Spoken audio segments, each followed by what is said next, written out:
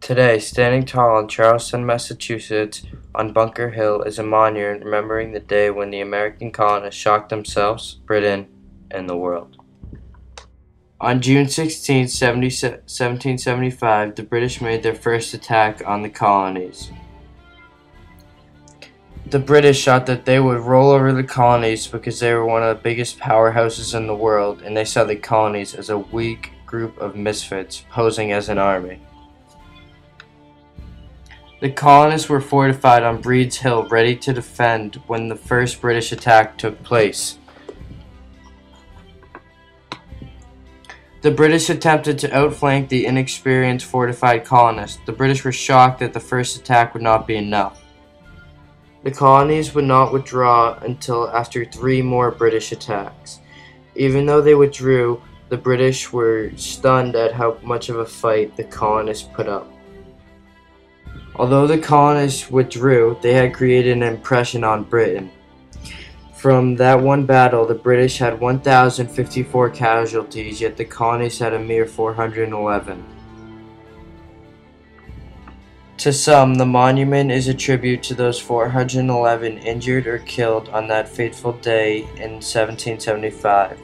The following clip shows a reenactment and information on the battle.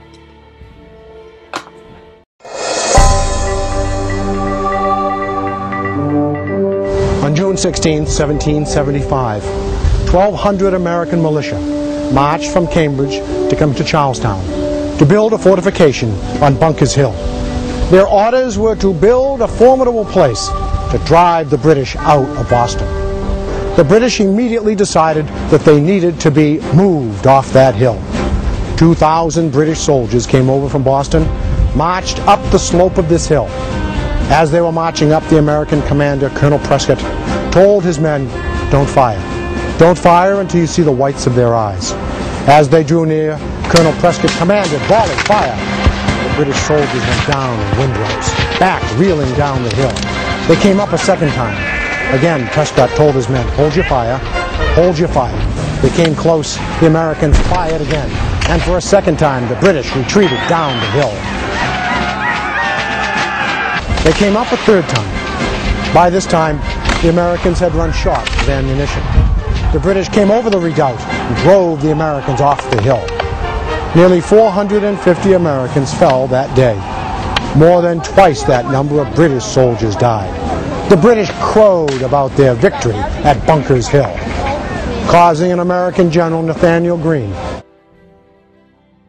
Despite the British having more casualties than the colonists after this battle, they refused to change their old-fashioned style of fighting.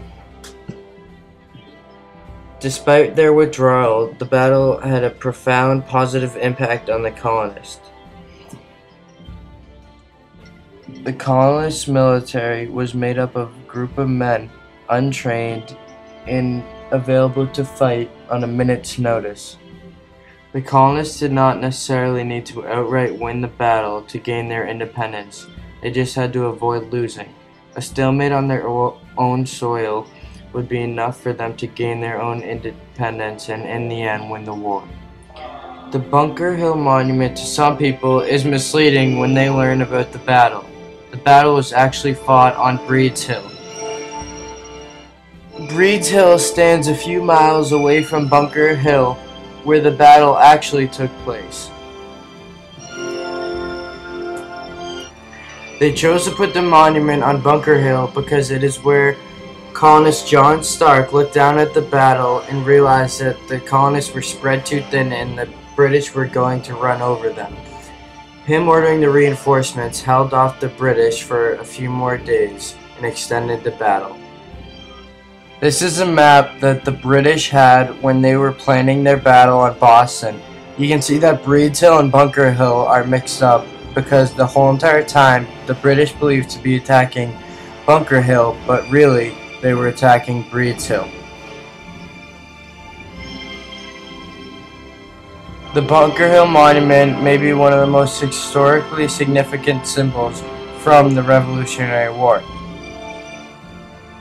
After the momentum of the battle, the colonists were shockingly able to keep up with the British for the rest of the war.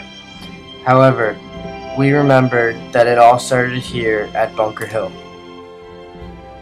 Standing tall on Bunker Hill is a monument that will always remind the people of Boston of those brave soldiers who on that memorable June day in 1775 put their lives on the line fighting for our independence.